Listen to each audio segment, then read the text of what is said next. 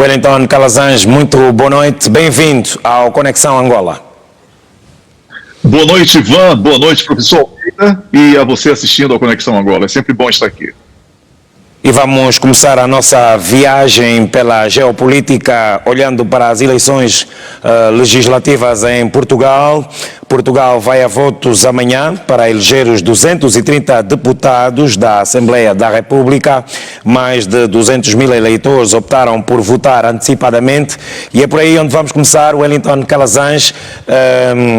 Estas eleições em Portugal, que acontecem amanhã, vai se calhar ser uma mudança aquilo que o PS vinha a desenvolver em termos de maioria absoluta? Olha, Ivan, os prognósticos, de acordo com os inquéritos de opinião pública, não apontam para uma maioria absoluta para nenhum dos lados, nenhum dos concorrentes.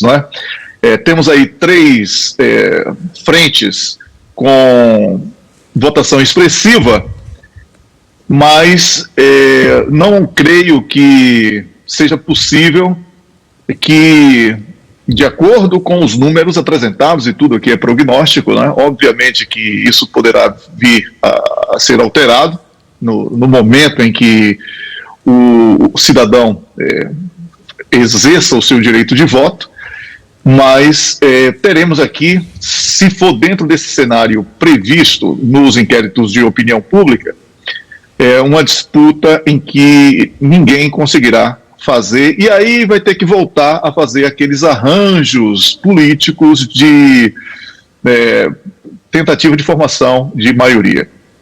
Quem perde com isso é o governo, que tenderá a ser formado já com um pendor de fragilidade praticamente decretado, porque as suas propostas terão que ser ajustadas ao partido que venha dar apoio para a formação de um governo. Então, eu considero, Ivan, e é importante que eu talvez até antecipe um dos pontos aqui do nosso debate, que essa eleição de Portugal, não pelas razões expostas aí pelo tal do partido Chega, de que realmente eu não entendo como é que numa democracia permitem que partidos antidemocráticos tenham o direito de participar, já que ele quer entrar no sistema político para desfazer aquilo que é exatamente a proposta do que é chamado de democracia. Mas isso é um outro debate. Já vamos chegar ao Chega, Wellington, já vamos chegar ao Chega, e também olhando para as sondagens que apontam que nenhum dos partidos vai alcançar os 116 deputados necessários à formação de uma maioria absoluta, e falamos há bocado. Não, mas é exatamente aí. Eu só citei esse Chega porque ele questiona a legitimidade do sistema eleitoral português. Mas eu faço uma denúncia que é mais para abrir o debate do que qualquer outra coisa. Eu acredito que já existe aqui um prejudicado nessas eleições. E esse prejudicado é exatamente o partido que estava no poder e que teve que antecipar as eleições por causa de uma denúncia falsa. E isso não está sendo debatido com a devida profundidade. E esse partido, que volta agora a concorrer, depois de ter sido forçado a antecipar eleições através de uma denúncia falsa, Wellington, quem garante que é uma denúncia falsa? O levantamento feito aponta para a denúncia falsa. Houve uma troca de nomes. Você imagine o absurdo que isso representa nos tempos de hoje. Então, diante desse cenário catastrófico, a eleição em Portugal está assim prejudicada. Por quê? Porque tirou um governo em exercício através de uma mentira, fake news. Agora é juntar os cacos e tentar formar aí uma maioria para que o povo português não seja ainda mais sacrificado dentro de um processo eleitoral. Esta fake news, como te referes, vai interferir naquilo que é a hegemonia do PS? Já está interferindo, de acordo com os prognósticos. Porque para ele formar agora uma nova maioria, ele vai ter que adaptar a sua agenda, que estava em curso e que praticamente foi estendida para esta campanha eleitoral, com outros atores que têm aí suas diferenças que irão exigir um arranjo, né, dentro de uma agenda política, e isso enfraquece o eleitor que votou por uma agenda e enfraquece uma sociedade que já tinha esse mesmo governo com uma agenda aprovada e que foi interrompida através de uma mentira. É isso, Ivan. Agora sim, vamos olhar para o Chega de André Ventura. Segundo todas as sondagens, o Chega aparece destacado no terceiro lugar. Com 16% dos votos, né? Porque é uma nova moda agora. Wellington. Perdão? Agora 18. 18%, segundo o Dr. Almeida Henrique. Então, já atualizaram aí para 18%, de acordo com o que eu vi há pouco, eram 16%, mas tudo bem, 18%, pior ainda. Né? E por que eu digo pior ainda? Pelas razões que eu já expus antes, né? Antecipando aí um pouco do tema do Chega, que é um partido que apresenta características extremamente antidemocráticas e que busca, olha, assim definindo de uma maneira muito técnica, o Chega é um cosplay de Trump e Bolsonaro através do tal do Ventura, não é? E eu falo tal porque não tenho respeito por esse tipo de partido, assim como não tenho nenhum respeito aqui na Suécia pelo Sverigedemokraterna, que é a mesma proposta, não é? É uma proposta de uma formação de uma espécie de extrema-direita domesticada, que só é radical contra imigrante. Esta extrema-direita... Agora, a agenda econômica desses partidos que se dizem de extrema-direita são agendas econômicas idênticas a todos os outros. Então fica tudo parecendo um grande teatro. Wellington, essa extrema-direita está a gigantar-se um pouco por toda a Europa. É preocupante?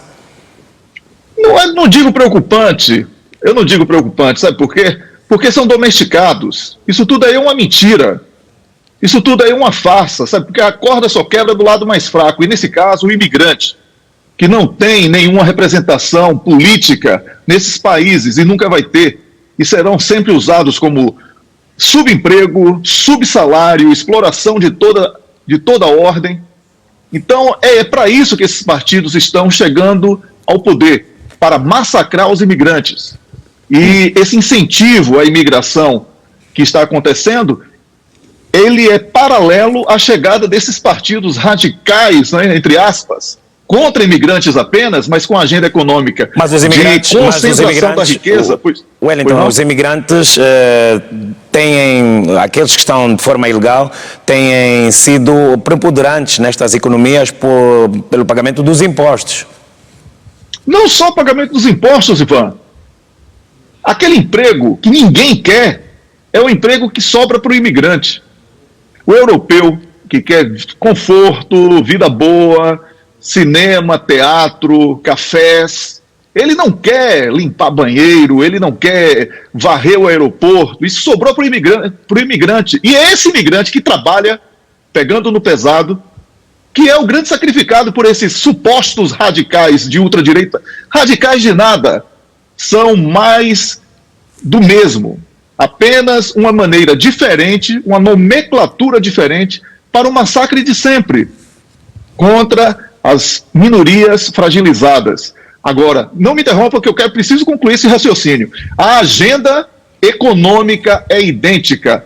Defende o acúmulo das riquezas nas mãos de poucos. É para isso que eles prestam, Ivan. Defendem as riquezas para mãos de poucos, segundo Wellington de Calazans. Wellington, e mesmo já para terminarmos aqui, olhando para as legislativas em Portugal, que acontecem amanhã, hoje é dia de reflexão, o líder da direita em Portugal, o André Ventura, diz que irá impedir a entrada de Lula da Silva, presidente brasileiro, em Portugal. É uma importação de uma política ridícula de Bolsonaro no Brasil. Entendeu? Como falei, é cosplay. Cosplay, para você que está assistindo e não conhece essa expressão moderninha, né, que inventaram aí através do mundo digital, é uma cópia, uma imitação, tá? É um cosplay. O partido Chega um cosplay do que é Donald Trump e do que é Bolsonaro. Certo? Então, isso tudo é para chamar a atenção, é para trazer para o debate algo que não faça o cidadão refletir sobre os reais problemas. E Portugal? Para isso que entretenimento, esses partidos são mais uma maneira de entreter o cidadão em torno do supérfluo. É isso aí. E Portugal é um dos países da Europa com maior número ou seja, os brasileiros são, em maior parte, os maiores imigrantes em Portugal. Qual a probabilidade de Portugal querer brigar com angolano e brasileiro na política? Zero. Porque as raízes entre os países, elas transcendem a insanidade desses atores de péssima qualidade que ocupam hoje postos políticos com essa agenda improdutiva, irrelevante e que produz apenas uma rivalidade improvável, né? Você acredita que a população portuguesa em Angola aprove esse tipo de agenda? Muito pouco provável. Muito pouco provável que a população portuguesa no Brasil aprove esse tipo de agenda. E por aí vai. Hoje as famílias estão interligadas, portugueses casaram com angolanos, com brasileiros. Não existe muito esse tipo de brasileiro, angolano, português, não.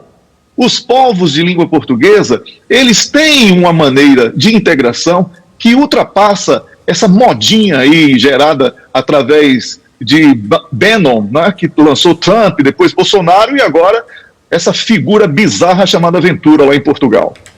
Vamos já seguir para o segundo painel. Vamos olhar para a guerra no Médio Oriente e olharmos para aquilo que foi os últimos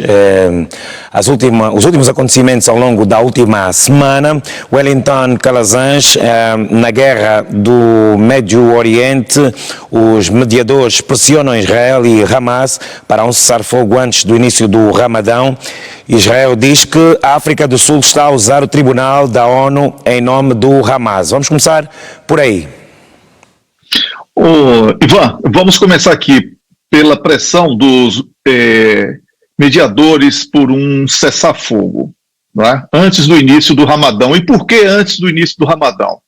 Porque aí existe um risco real de uma guerra regional que seja motivada pela questão religiosa que une todos os países da região contra Israel, né?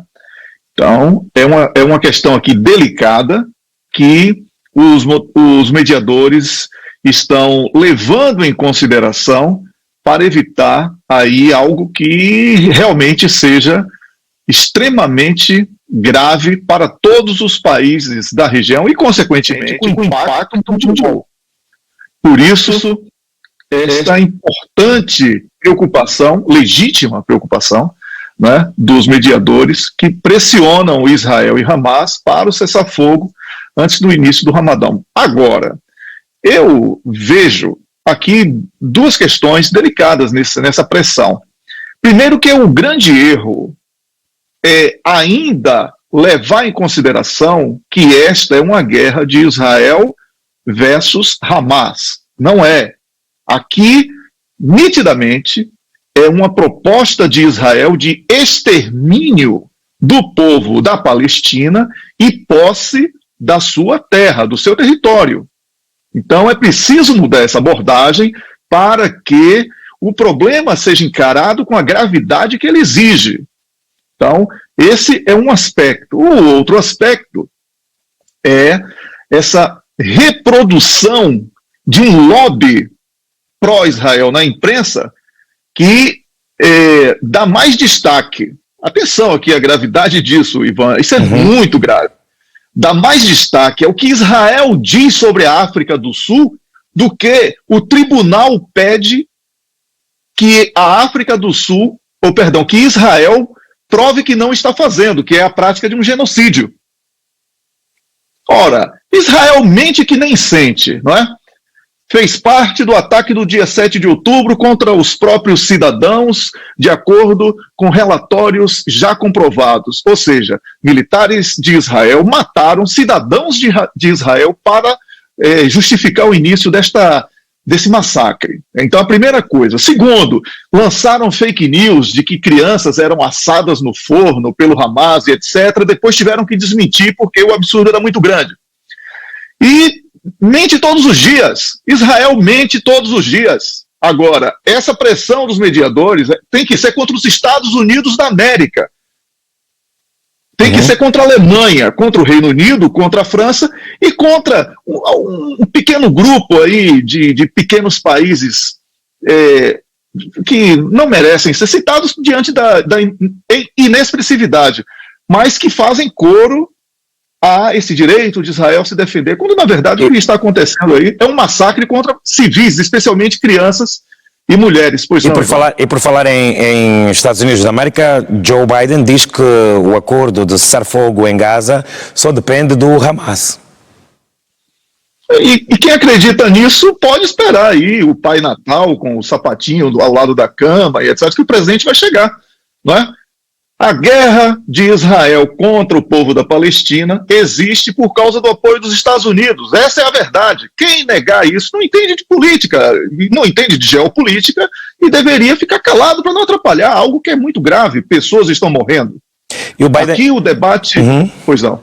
E o Biden também exige que Israel não use ajuda humanitária como moeda de troca.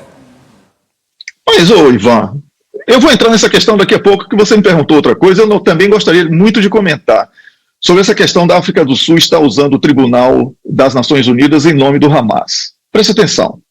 Israel torturou funcionários das Nações Unidas para que eles fizessem declarações falsas contra a UNRWA, que é a Agência das Nações Unidas para os Refugiados na Palestina, que fornecia alimentos. Isso aí já era suficiente para que esse debate sequer fosse levantado. O que a África do Sul está fazendo é um favor ao mundo de denunciar um absurdo. A África do Sul, um país que conhece e que ainda tem as feridas abertas de um apartheid e sabe muito bem o que é um apartheid. Por isso, a África do Sul talvez seja o país mais legitimado a falar sobre o tema. Então, Israel não tem o direito de questionar o know-how sul-africano de fazer essa abordagem junto às Nações Unidas. E o Hamas é cria de Israel.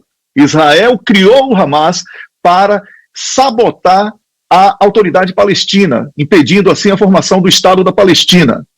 Então, é importante que esses episódios que são sufocados por factoides da imprensa, eles sejam trazidos para esse debate, porque são vidas humanas que estão sendo perdidas. E nós temos a obrigação de esclarecer isso.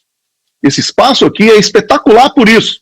A liberdade de imprensa, que alguns organismos internacionais questionam nos outros países, não existe aqui na Europa, por exemplo. Ninguém fala isso que a TPA fala, Ivan, aqui na Europa. É vergonhoso. Vergonhoso. E de facto então, Wellington, no cerco israelita está a matar a fome crianças palestinianas, a crise humanitária em Gaza. A OMS avisa que a fome está a aumentar. A fome está a aumentar, crianças, bebês recém-nascidos estão morrendo de desnutrição juntamente com as suas mães. Existe algo mais cruel do que isso?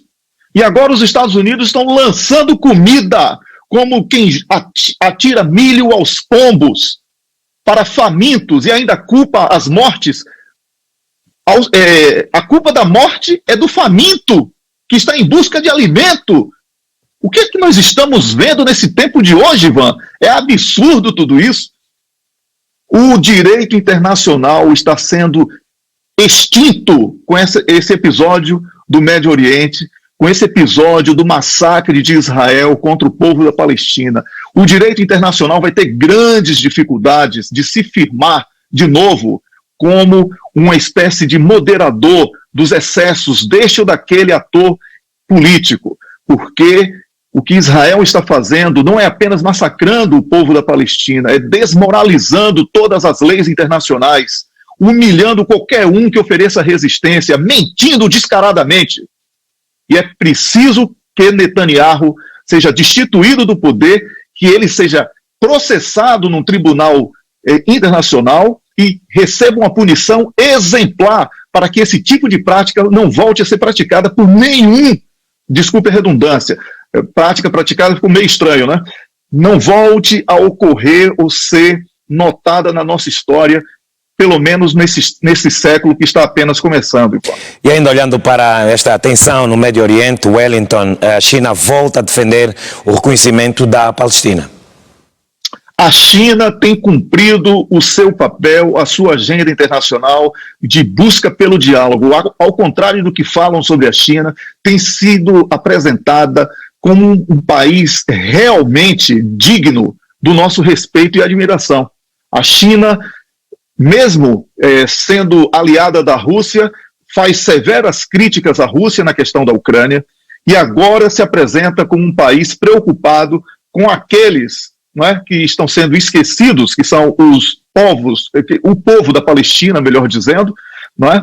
E isso faz com que a China conquiste cada vez mais a sua condição de potência influente no cenário, no contexto internacional. Não apenas uma potência econômica, mas uma potência diplomática que busca o diálogo internacional e respeito aos países. Isso é muito importante. Então, devemos sim exaltar essa iniciativa da China, da tentativa da criação do Estado da Palestina, porque pode não ser a solução para sempre, mas pelo menos é algo que vai evitar a morte de milhões de pessoas, porque é neste caminho, lamentavelmente, que as coisas estão sendo conduzidas. Wellington Calazans está na Suécia, em Estocolmo, é nosso comentador residente do Conexão Angola, na TPA. Vamos seguir para outra tensão ainda na Europa e tem a ver com a Rússia e a Ucrânia. Wellington Calazans, nesta última semana existiram mais destaques neste conflito. Zelensky manteve ontem um encontro com o presidente turco e também na última semana mísseis caíram a 150 metros de Zelensky e do primeiro-ministro grego. Vamos começar por aí. Pois é, Ivan, isso aconteceu como uma demonstração de capacidade, né, de domínio, do que eu chamo de domínio do território aéreo ucraniano por parte dos russos. Foi apenas uma maneira de avisar que a Rússia sabe o que está fazendo e domina toda a situação. Eu sempre que falo sobre esta guerra, que os russos chamam de operação especial militar, ou militar especial, eu falo primeiro sobre o povo ucraniano, que é o grande sofredor, é o maior sacrificado em tudo isso. Tudo o que estamos comentando sobre a Ucrânia poderia ter sido evitado, Ivan. Mas a construção da demonização da Rússia, dos russos, o descumprimento do acordo de Minsk e toda a mentira da imprensa em torno da situação real no campo de batalha, tudo isso contribuiu para que pessoas fossem sacrificadas, e são muitas, da parte ucraniana em especial, deslocadas, e hoje tenhamos esse cenário onde a tensão real entre Europa e Rússia, ela está cada vez mais viva. Portanto, David, olha só, é o costume, né? O dono do programa mesmo, mas, portanto, Ivan, eu gostaria de destacar aqui que esse incidente, ou esse ataque, vamos chamar de ataque, não foi incidente coisa nenhuma, há uma guerra ali, foi pensado exatamente para obter esse tipo de propaganda, esse tipo de divulgação, e que cause um certo temor por parte dos ocidentais, que estão intensificando muito, inflamando muito a retórica em torno da guerra. E Zelensky manteve ontem um encontro com o presidente turco. O que terá saído deste encontro, Wellington? Olha, a Turquia foi o país que logo no início conseguiu, atenção, isso aqui é muito sério, a Turquia conseguiu um acordo de paz entre Rússia e Ucrânia. Em março de 2022, a Turquia, como moderadora, tinha atingido o objetivo de paz entre Rússia e Ucrânia. O Reino Unido foi lá e bagunçou tudo, impediu Volodymyr Zelensky de firmar o acordo. Isso não é mais uma especulação, isso está provado por A mais B. Nesse cenário em que Zelensky sabe que já perdeu a guerra e que poderá ficar sem o apoio, em especial dos Estados Unidos, por causa do impasse no Congresso, e também que a Europa promete, mas não tem nem dinheiro nem armas para oferecer, Zelensky poderá estar tentando resgatar um acordo de paz, mas ele sabe que terá que fazê-lo nos moldes do vencedor, que nesse caso é a Rússia. Wellington, na última semana, o presidente francês Emmanuel Macron diz aos seus aliados que não é tempo de ser cobarde. Eu suspeito que Macron ele esteja sendo usado como uma espécie de isca para que os russos promovam algum tipo de ataque a um dos países membros da NATO para que justifique a entrada da NATO oficialmente na guerra.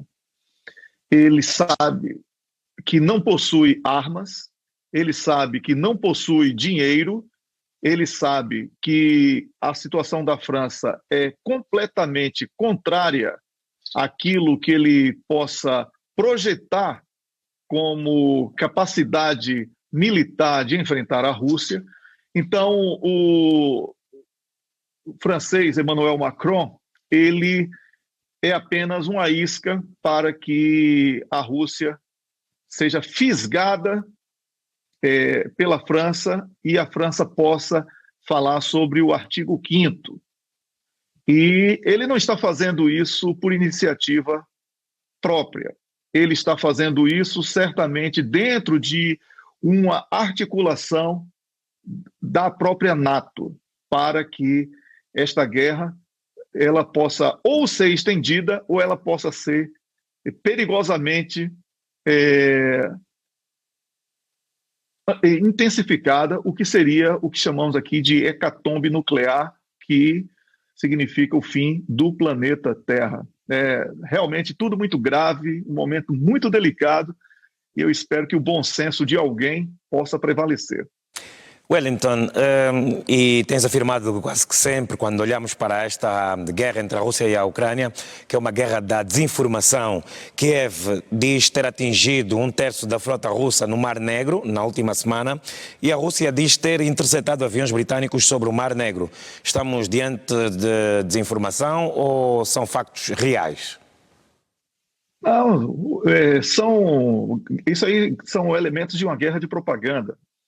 Os dois lados aí, nesses episódios citados, potencializaram os resultados. Não é?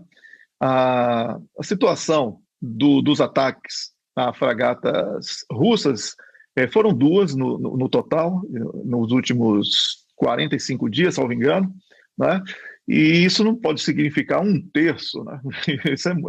Um terço é muita coisa para o potencial da Rússia. E do lado russo também, uma certa dose de exagero, porque não esqueçamos que Vladimir Putin está em plena campanha eleitoral e ele precisa apresentar uma força muito grande, que possui, mas não está usando, porque ele sabe que precisa guardar esta força para uma ameaça que está sendo construída, que é essa que falamos há pouco sobre a ameaça da NATO querer realmente tomar partido de maneira oficial nesta guerra. E por falar em ameaças, Wellington, a Rússia avisa que as manobras da NATO são um simulacro de confronto. Também é outra coisa que eu não concordo. Porque é o seguinte, a Rússia tem o direito de promover os seus exercícios militares. Todo país que exerce esse direito, ele não pode acreditar que o outro lado que ele enxerga e, na verdade, na prática, opositor, que nesse caso é a NATO, esteja fazendo provocações. Não, ensaios militares, testes militares são realidades existentes, né? Ontem, hoje e amanhã. Sempre vai acontecer. Enquanto houver exército, vai haver exercício militar. Então, eu acredito que este tipo de comentário seja muito mais para consumo doméstico, para motivar a necessidade de um estado de alerta, que é interessante, como eu falei há pouco, num processo pré-eleitoral, como é o que está sendo vivido na Rússia. O Reino Unido, na última semana, também garantiu que vai fornecer 10 mil drones à Ucrânia. Será que existe capacidade? Não possui. O Reino Unido não possui 10 mil drones para ele mesmo. Imagine para doar para a Ucrânia. Isso é mentira. O máximo que pode acontecer é prometer, anunciar que vai doar 10 mil drones e transformar isso numa política interna, econômica, para endividar ainda mais uma Ucrânia que ninguém sabe como é que vai conseguir pagar tanta dívida, a pagar no futuro uma produção de drones que foi entregue ou que não vai ser entregue, né, à Ucrânia. Então, todas essas promessas de equipamento bélico, de dinheiro e etc., tanto entre os europeus como os Estados Unidos à Ucrânia, tudo isso, tudo que você ouvir sobre isso é mentira. Você que está me assistindo. E então, Ivan, o Reino Unido está apenas tentando mostrar uma força que não possui mais. E já para terminar aí nesta tensão entre a Rússia e a Ucrânia, Wellington, a Suécia, o país onde resides, entrou oficialmente para a NATO. Que consequências pode ter esta entrada da Suécia na NATO neste conflito? Olha, de cara a Suécia abandona a neutralidade que deu tudo a este país, não é? Para passar a ser declaradamente inimiga, pelo menos imediatamente, da Rússia, o que não é bom. Então, a Suécia abandona uma tradição diplomática e da sua política internacional de neutralidade para mergulhar de cabeça na piscina vazia da NATO. Vai tirar da educação, da saúde e de outros benefícios sociais que foram sempre destacados em todo o mundo, como uma sociedade exemplar na sua qualidade de vida, para entregar uma NATO que promete uma defesa que não tem condição de oferecer aos países, porque está totalmente defasada tecnologicamente, pelo menos 30 anos em relação à Rússia, China, Irão e até Coreia do Norte, porque a Coreia do Norte domina a tecnologia hipersônica, coisa que os países membros da NATO não dominam. Então a Suécia mergulhou de cabeça numa piscina vazia, que é a da NATO, e vai quebrar a cara, porque esse é o destino de quem mergulha numa piscina sem água. Muito bem, Wellington Calazans, vamos então muito brevemente para este tópico que chega de África. O Níger, o Mali e o Burkina Faso criaram uma força armada conjunta anti-jihadista. Pois é, os três países que enfrentam sanções, como sabemos, né, da Comunidade Econômica dos Estados da África Ocidental, a CEDEAO, e os governos consideraram que somente através da união entre eles seria possível fazer frente aos conflitos junto aos rebeldes jihadistas. Porque sabemos que tanto a Al-Qaeda como o Estado Islâmico, que não é nem Estado e nem islâmico, são fabricações ocidentais, não é? Para a promoção de instabilidade e a promoção do pânico, do que chamam de terrorismo, não é propagado como terrorismo, para intimidar governos e organismos internacionais, favorecendo assim a ação totalmente fora do controle dos organismos internacionais sobre questões como exploração de riquezas de outros países, sobre questões fiscais, pagamentos de impostos e etc. E tudo isso é facilitado com esse, vamos chamar, de exército de baderneiros, que são jihadistas, e o tal do Estado Islâmico, que, como falei, não é nem Estado e nem islâmico. Apesar de toda a dificuldade dos países com essas sanções impostas pela CEDEAO, a formação desse grupo armado, vamos acreditar que de alguma maneira possa também minimizar o o impacto violento que esses grupos jihadistas e também do Estado Islâmico, da Al-Qaeda, promoviam, jihadistas da Al-Qaeda, né, e o Estado Islâmico promoviam junto às populações de Níger, Burkina Faso e também do Mali. Por isso, eu acho que não há aqui muito o que condenar ou acrescentar, porque são necessidades identificadas por militares que são especialistas nas questões de segurança interna. Ontem assinalou-se o Dia Internacional da Mulher, 8 de março. No mundo, mais de 230 milhões de mulheres sofrem de mutilação genital. Olha, esse é um problema que realmente as religiões, especialmente muçulmanas, no norte da África, precisam debater com algum rigor, porque a violência contra qualquer ser humano não pode ser incorporada como um ato religioso ou como uma cultura, não é? Existem problemas,